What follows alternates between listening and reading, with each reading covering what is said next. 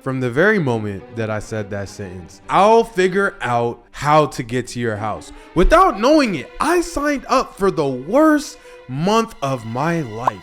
You guys wanted to hear me expose myself? Well, that started with me not knowing my place. Because the difference between an eater and a regular woman is something that Quan did not tell me or warn me about. And throughout this disaster of a story, you will see how I ended up learning in the hardest way possible that this lifestyle is not for me. Because this major event in my life was approaching, we are on the phone so much that I could confidently put customer service representative on a resume. Because what the fuck am I doing spending 8 hours on the phone with somebody? Her voice had me in a chokehold like an abusive baby mama. I can't get this girl away from me, and I didn't want to. I was addicted to her presence, and any rehabilitation from her would be worse than the addiction itself. The suffocating feeling of love was starting to surround my heart. Am I slipping? Do I like this girl? No, I'm tripping. I had to get myself together because this is what I wanted, right? I wanted a shorty who could drink a gallon of water without needing to come up for air. I wanted a shorty whose gag reflex was so uncoordinated that instead of stopping her from choking, it made her swallow every Lego piece growing up. And in true Lego piece fashion, the way that we were carefully building this elaborate plan together had me bricked.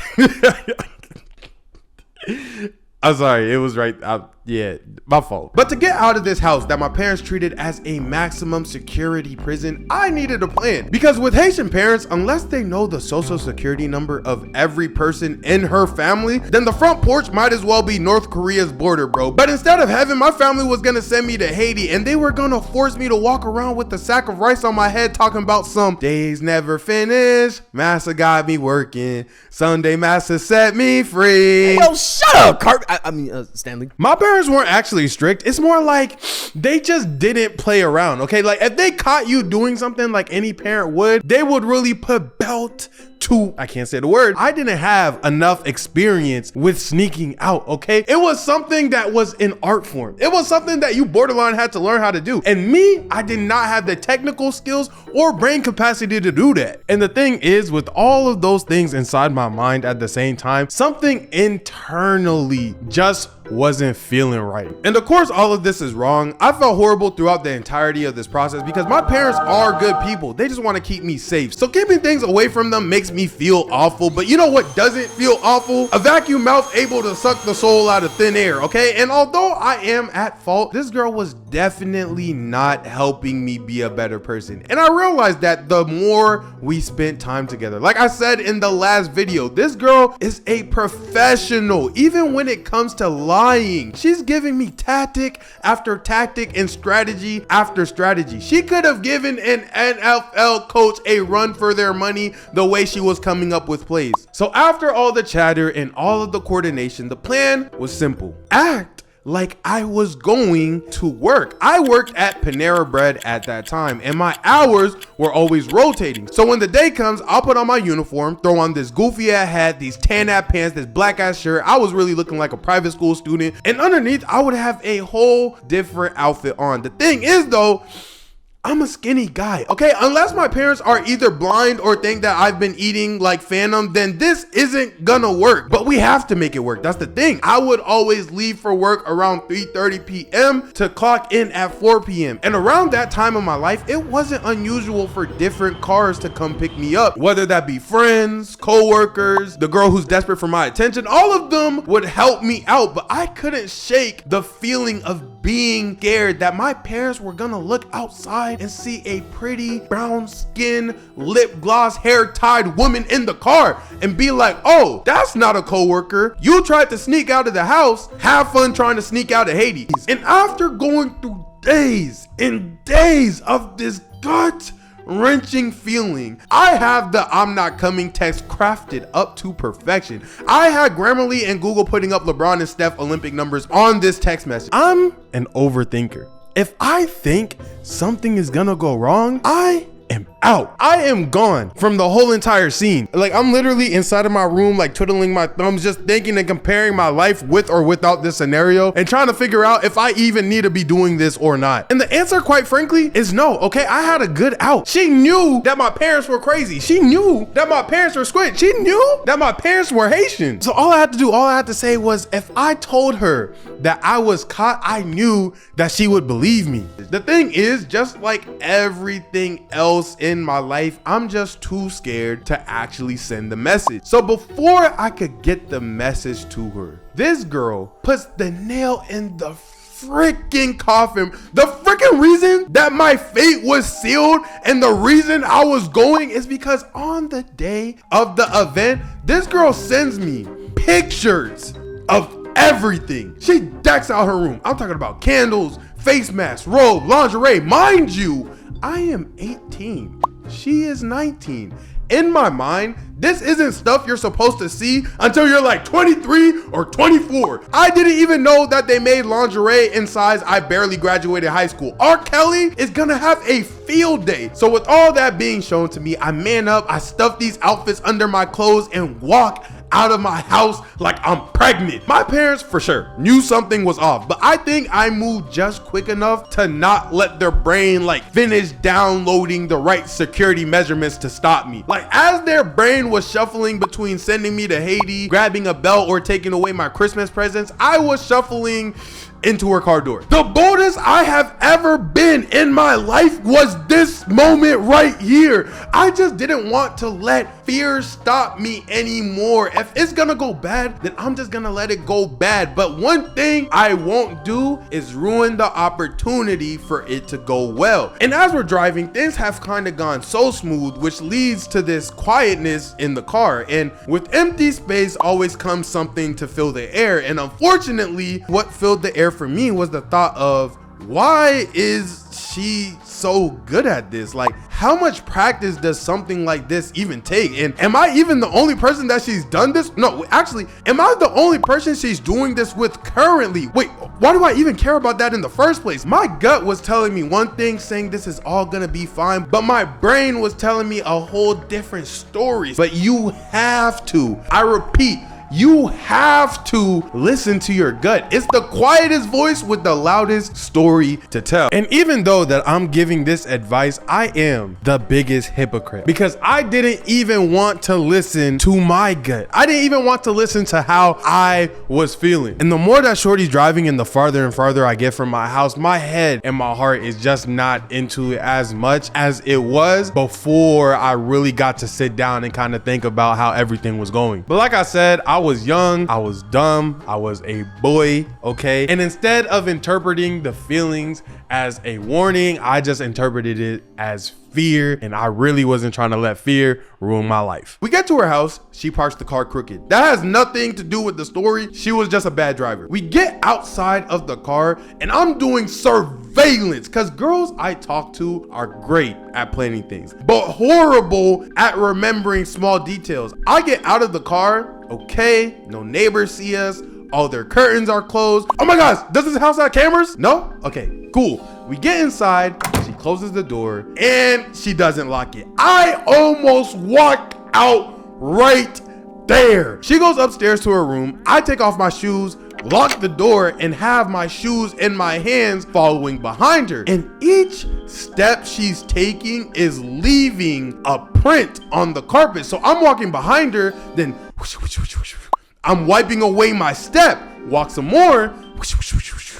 Wiping away my steps all the way to her room. The way I was hiding these tracks, you would have thought that I was trying to kill a mockingbird because she lives in a nice house. Vaulted ceilings, modern appliances. She had a window on top of a window. You could have rolled down the blinds in that hole if you wanted to. Her fish tank looked like my standing shower and her shower looked like my living room. How does a parent provide this well and still end up with a sneaky kid and let 6 foot darkskins into their $1 million home when they're on vacation? I don't know. No, because genuinely, why are we not talking about this? It be the kids with the most amazing home doing the egregious acts. It be the shorties with the pool in the back throwing it in the back. Like, I don't understand how this happens, but I feel like every time it's somebody who grows up in a nice family housing, they be the sneakiest kids, bro. And like, in my mind, correct me if I'm wrong, the rich kid in my mind, right, is like the pastor's daughter who's a thought. Like, y'all both had it good. Like, y'all both had it right there. But anyways, we get into her crib and I'm like, okay, I zone back in. All we have to do is get past this little part right here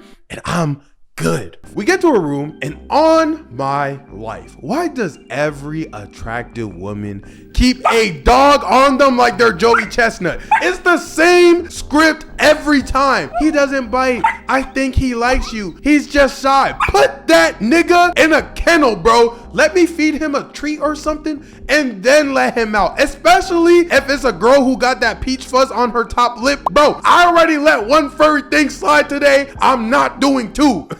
It's a joke. It's a joke. We get to her room. I'm sitting on her bed because who in the flying vicinity needs that much pillows? And the room looks exactly like the pictures that she sent me. And it's just me and Jayla on a bed. And honestly, for the first time, I kind of saw her in a different light, which was also the wrong light because rule number one that Quan told me was don't wife the eater. Easiest rule to understand, hardest rule to follow, which unfortunately means it's the fastest way to ruin my life. But I couldn't help but appreciate how put together and emotional everything felt. Like have you ever walked into a dirty girl's room before? Wrappers on the ground, bags, clothes, food boxes everywhere, and they'd have the nerve to tell you, oh, take your shoes off before walking on the carpet. Shorty, your carpet is covered in one night stands. I'm taking my shoes off not because you told me to, but to keep the bottoms icy. Jayla was the opposite of that experience. Everything is going wonderful. Our parents don't suspect a thing. I'm having such a great time that I forget what I'm actually here for. Keyword is I forget what I'm here for. Not for one single second did this demon forget the plot. Oh my God, bruh. This girl is crazy, bro. Like, y'all don't even know what I'm talking about right now, okay? This girl, she is unhinged. I don't know who raised her, but I need somebody to come and baptize her right now. I did something so innocent, okay? And it made the whole situation go left. Whole situation left. I get up to look at one of the pictures she has on her nightstand, and I hear her get up behind me because I assumed that she was gonna follow me to her dresser and tell me about the pictures. Nope. I just hear a click sound that I immediately understood was the beginning of the end. This woman, this lady, this heathen just locked the door in an empty house. Now, I don't know about y'all, but a lock to me is only made for two reasons: to keep someone out of somewhere or to keep someone in. And considering this house was doing its best impersonation of my bank account, that means it's only us in this entire house. What the fuck is she gonna do to me that she has to lock the door? See, now this is where the panic creeps up and grabs a hold onto me, almost as if to say, no matter what happens next, this will without a doubt end horribly. But like I said, I was done with letting fear be the reason for my shortcomings and would rather let the world tell me no before I told it to myself. So I gathered myself together, looked in her direction, and between the time I opened my eyes and closed them, the whole entire room was red. Yeah, my legs stopped working. I bear crawled back onto the bed, but this girl is gone. One second she's at the lights, the next second she was at the TV playing Y&W Melly, then poof, she was in her bathroom. And the house is so quiet and eerie that I can hear her changing into something that I can't draw. And because of that, I started prepping up myself too. But like, that's a hard task to do because I don't know what she was about to come out with. And the last thing I want to do is make her feel weird. So I changed into the clothes that I had packed under my shirt. Mind you, chat, she's been in the bathroom the whole entire time, right? This girl is not getting dressed. This girl is getting ready, okay? And look, just so y'all can understand me, bro, it's just me inside of her room, right? And I'm on her bed, right? And I'm over here chilling like these, bro, not knowing what to do, not knowing what to expect. It's just me and 16 teddy bears that her grandma ex probably done got her. Like, I'm chilling like these right here, chat. I hear the door crack. My heart just start. I was not ready. Once again, she comes out of the bathroom and I'm seeing her wearing this stuff that I once again cannot draw. And if it wasn't for my brain short-circuiting trying to understand that this is my life right now, I think my jaw would have literally hit the floor. And magically, somehow, many construction workers, spawned underneath the blanket, just a whole bunch of cement workers and bricklayers and whatnot. And I don't think Shorty brought her hard hat. And look, if it's one thing that this series should tell you guys is, I will be honest with you, I do not think that I was prepared at all. Actually, not even think. I know that I'm not prepared right now. I was about as ready to go as a black person who says that they're on their way or they just left their house. Like, bro, I am 15 turns away from your house. Matter of fact, I'm in the shower. Like, I was not even in the realm to be handling Shorty at this time in my life. She's walking towards the bed and every step is making me feel lightheaded. I feel like Shorty got conqueror's hockey or something. Like, no, cause y'all not understanding me, bro. From her opening the bathroom door alone, every fragrant, scent, body scrub, deodorant, bath soap hit my nose all at once, bro. I know I said it once in the last video, but I genuinely think that I might have been put inside of a domain expansion. Everything Shorty was doing was hitting me. And as she's coming my way, right, she has something on the TV. So she walks over and she turns up what was on the TV, okay? And then after that, she starts walking towards the bed. So as she's climbing into the bed, we get into cuddle position. I'm Big Spoon, she Little Spoon. We quickly realize this isn't comfortable. I'm way too big for her bed. So we move to the ground. And the way that she nudges my body is as if she wants me to lay on my back, which is what I do. Now, from part one, me and you both know that once she's ready to eat, she starts taking control of the situation. So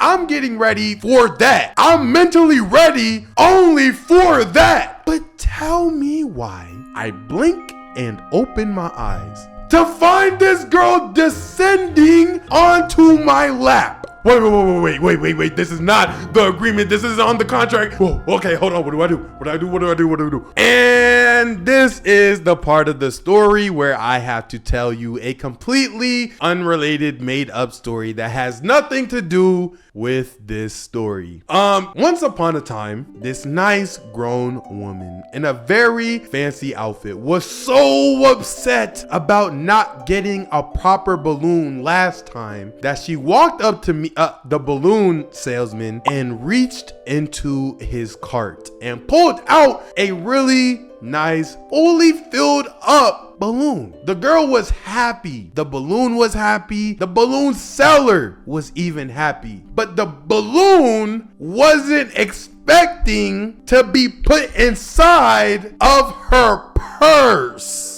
And I think that that is completely valid. The balloon wasn't expecting no freaking purse. The balloon was expecting air like last time. I don't know why now you're trying to put it inside of a purse. And you know what? To keep it quite frank with you guys, the balloon didn't even really know what a purse was at the time. Aren't you supposed to preheat a purse to 350 anyways before you put it inside the oven? Like, I don't even know what I'm supposed to be doing. You can't just put me in that situation. So the balloon salesman is just baffled, shocked, at his wit's end, just trying to decide if he should either take his balloon balloon back or, you know, see what happened type shit. But when the balloon salesman, right, sees the face and the determination of the lady purchasing the balloon or who purchased the balloon, he's like, you know what? What's the worst that could happen? Okay, maybe it's not what we were expecting, but you know what they say? Goddamn good things come in unexpected packages. They don't be saying that. They don't be saying that. As the balloon salesman, you can't really blame him for that, okay? Like, I go off of the balloon salesman goes off of vibes, all right? And with so much smiling on her face, with so much happiness in the air, with so much passion in her voice, she dang near believes in me more than I do at this point. So how can I say no to that? Matter of fact, how hard can it be for a balloon to just not lose air, right? Right. But the girl was so confident about the balloon fitting in her purse that instead of blowing on the balloon, she tried to stuff it in the purse. And long story short, the balloon lost all of its air before getting anywhere close to the purse. YouTube, please don't call my channel. I told you. This video is just me exposing myself. Terror, fear, horror, whatever you want to call it, doesn't describe what I'm feeling. I died. I'm 18. Why the fuck is my body not working? I didn't spank my meat for over 2 weeks for this exact moment. Is it the water, bro? Like, am I not getting enough sunlight? Is it vitamins that I'm not eating, bro? Fruits, vegetables? Like, what am I missing here? Why is everybody else's stuff working, but my Johnson don't feel like going to work? I just want to be normal, bro. I don't even care anymore, bro. Like, I just want my job to work, bro. Like, why is it me that's going through this, bro? I don't even care that much. Like, my ancestors could have came down from the heavens at that moment and been like, bro, it's okay. And I would have been like, get the fuck off of me, bro. Like, I'm not even trying to hear that right now, bro. I just went 0 for 2 on Shorty. Oh, keep it a bean, chat. Y'all know that I was getting flamed in a group chat before the day was over. Like, keep it a bean with me. It's facts. And because of my stupid brain and overthinking and getting too deep into the situation before anything even really happened, bro, I keep messing up, bro. I keep losing the freaking plot. And you see, bro, y'all saw it in real time, bro. This is exactly what happened to Quan, bro. You start underperforming and you literally start tweaking out because you're like, dang, this is not my body. I know what I'm capable of, but I'm literally losing my mind because I'm like, why?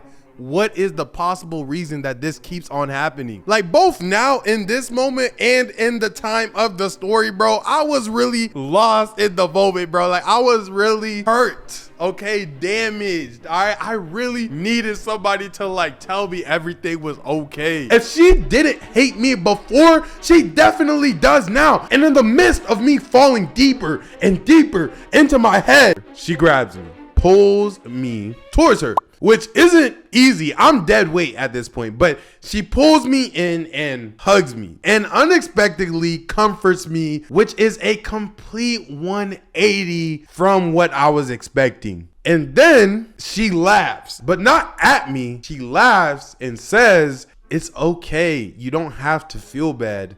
It happens. By far, one of the most mature responses she could have said at that moment. She gets off of me and no joke, she leans in and kisses me on my cheek. And then right the fuck there, it all hits me at once. It all clicks. She didn't cry last time because she was embarrassed. She cried because she actually likes me. Like, I'm sitting there like I might be the dumbest dude in the entire world, because how the heck did I not pick that up? And I'm not gonna lie, it's kind of a somber feeling, because why is it that every time it's a girl with a history and I'm trying to match my freak with their history, that's when they like want me to like love. You get what I'm saying? Like, why do they choose to settle down with me? And the thing is, right, it's not even necessarily that that's a problem. It's just any other time in my life, this would have actually been a smooth transition into a little cute TikTok relationship. But genuinely, truthfully, like all jokes aside, I had so many plans for the future about where I was staying, what I was gonna be doing with my life, that I knew genuinely it would not have worked out between us, right? And while I'm thinking that, my gut, right, is still telling me that all of this is a bad idea and I should probably like stop while I'm ahead. But I felt bad, okay? I genuinely wanted to be a nice person because I felt like I already let her down so many times that I wanted to at least give her this moment. And I wanted her to feel like she's not the one who let me down. Like, if you guys saw the sheer amount of effort that this lady has put into everything, you would understand why it's a scenario where I just couldn't have picked up all of my things and left her as soon as I messed up.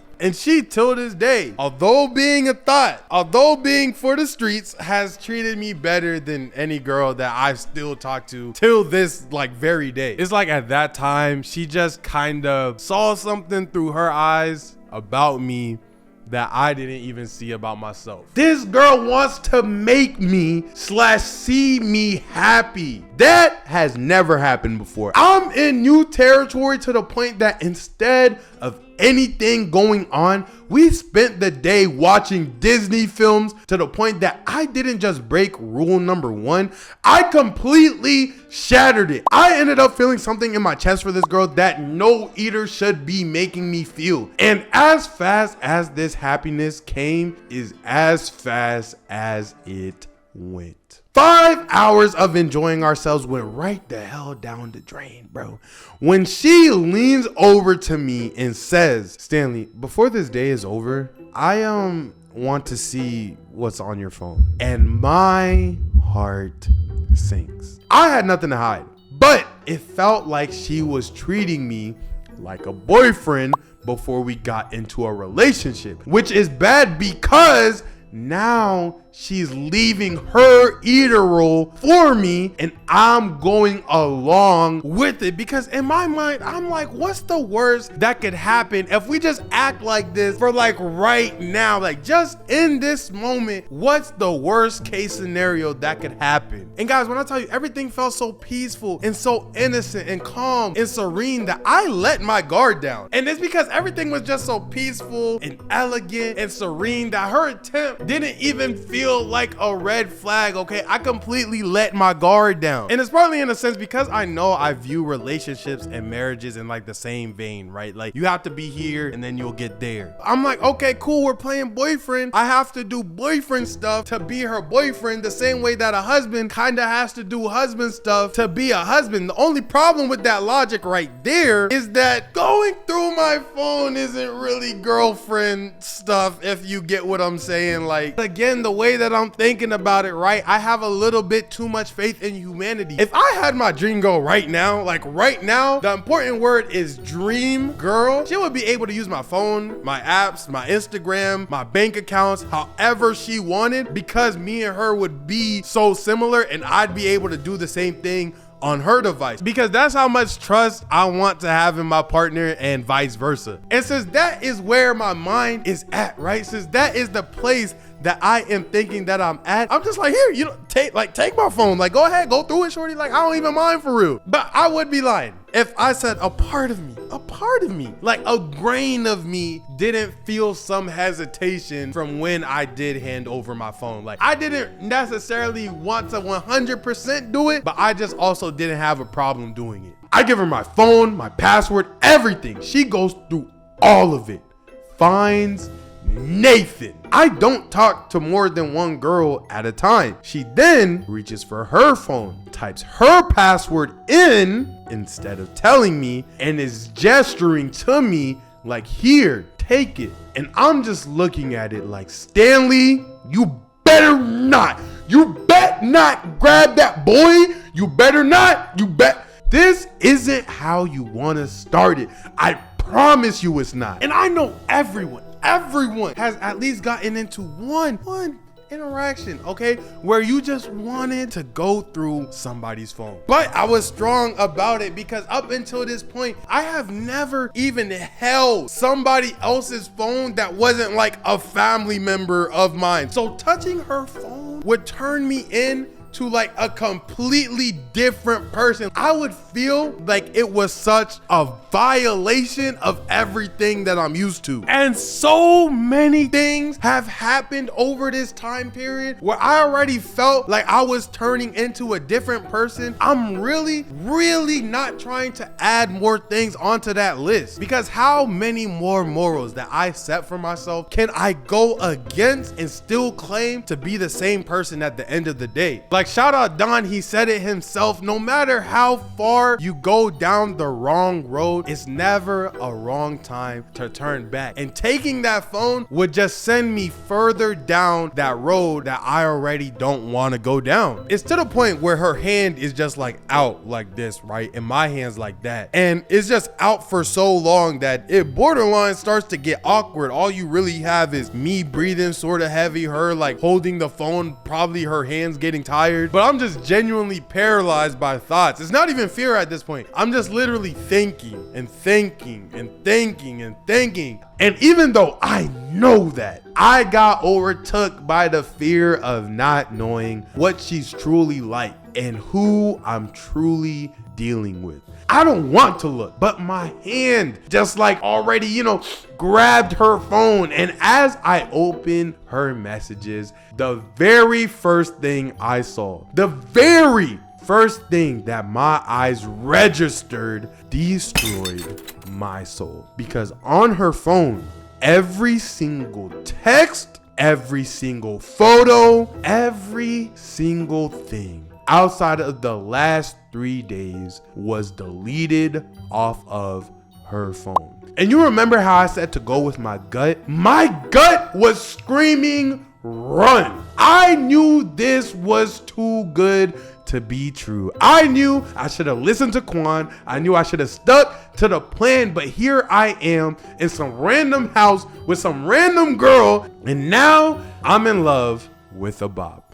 The only thing that I could do at this exact moment in time was accept. This was the situation that I wanted to be in, and now I'm in it. And this was also exactly what Quan was trying to essentially warn me about, and what my friends were warning me about. She was a lot to handle, and having an eater is not an easy task to manage at all. And one of the worst parts about this is that even if I did want to or choose to proceed with her, I would always just feel in my heart and spirit that my partner was somebody who, when we started out, was keeping something away from me. And the way that I am about lying is just, if you do it once, in my eyes, that means that you have the ability to do it again. It's the same way if somebody steals something once, they have the ability to steal something again. If my heart was an item, would I leave it in the room with someone that I know is a thief? You see what I'm saying? And that's why if a girl lies to me once, I'm not the best about it. It's immediate distance, okay? James Harden in like 2015, 2016, it's step backs as soon as possible. And it sucks because her, like, really? You, like, I thought we both knew your past here. Like, I thought we had a relationship to where you didn't even feel like you had to hide something. If anything, I'm actually more perplexed because I thought girls who be outside were supposed to be like really good at talking to guys. Like, I thought because of all the experience that they got, that they were just like these guy whisperers or something like that. But apparently, hey, I'm shocked to be wrong. And in the midst of feeling like this, I'm dead serious, looking at all the exits crazy right now. But the thing is, you got to remember, she locked the door, and it just feels weird for me to go unlock and let myself out. But I genuinely need time to myself to understand that. Was it me? Like, am I the problem in this situation? Was she the problem? Is there even a problem in this situation to begin with? All I know is I needed time for myself, and I couldn't do that right now. I couldn't figure out a way to get it,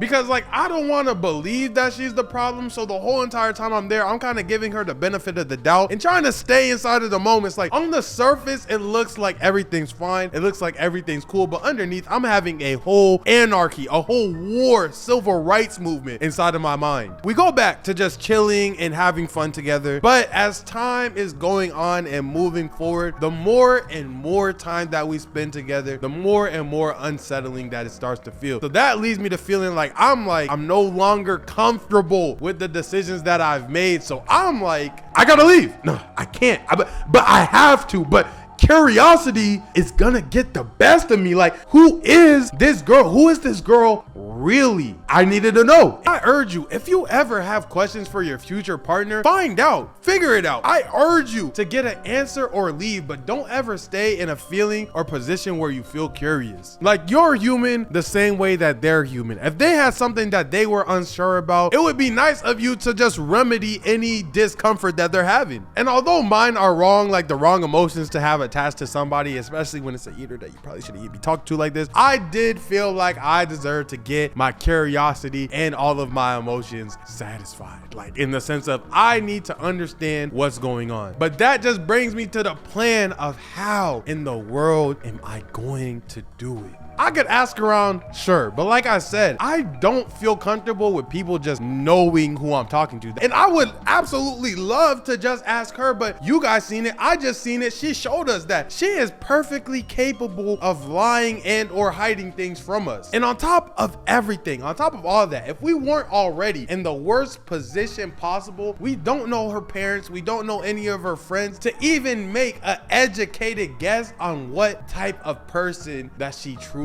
is. Even if I just knew one close friend, like even one person that I could ask that's outside of our whole entire thing, that would genuinely help, but I just didn't. And the guy that I did ask about her didn't even know anything outside of what he's already told me. But even then, right? Even right there, that could be exaggerated. You guys know how rumors spread around, and I don't need exaggerations right now. Right now, I'm in a time and place where I need the fact to know exactly who she is. I can't go off of hypotheticals anymore, hypothetically speaking, of course. And as I'm laying down with this girl, right, she turns and she just like turns to face me, and I could see the light on her phone like just like on, like their screen light turns on, right? And I'm just staring at her phone for a while, and I'm just looking at it. And the whole time I'm looking at it, it just feels like there was something I was missing. Like I overlooked something that I should have caught the first time. It didn't feel like when I looked, it was even a thorough investigation enough for me to feel like I understood what was going on. But also at the same time, I'm just thinking like, she deleted everything, right? But as she deleted everything, why wouldn't she feel comfortable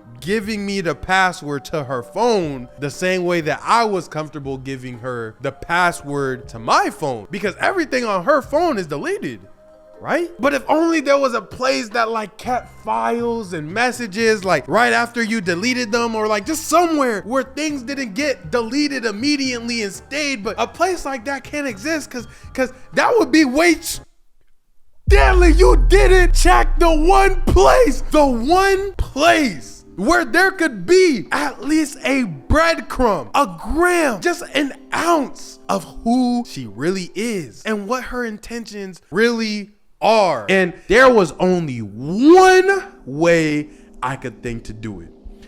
I need to spend a whole night together with her. And when she's asleep, when she's not able to lie to me, the one saving grace to know who she really is in her recently deleted. It was so simple, it was so basic, it was so small that I didn't even think to actually give it any thought when I was actually holding her phone. And it was partly because I was probably thinking of whether holding her phone was a good or bad decision in the first place, that I didn't even actually think where I could look. And now that I'm actually thinking about it, this is not even in the script, I'm noticing that she was the one who was pointing me to where to look. Like, she's the one who opened Instagram, she's the one who opened her messages, she's the one who opened her Snap. This is not even in the script. This is actually me thinking about this right now. Because if she truly had nothing to hide, like I said, she would have just given me her password and then just let me have like a free-for-all. But she's the one who showed me where to look. But not only that, right? The rest of the day that I was there, her phone was always out of reach. You feel what I'm saying? Under the pillow, in a different room, face down. Like I'm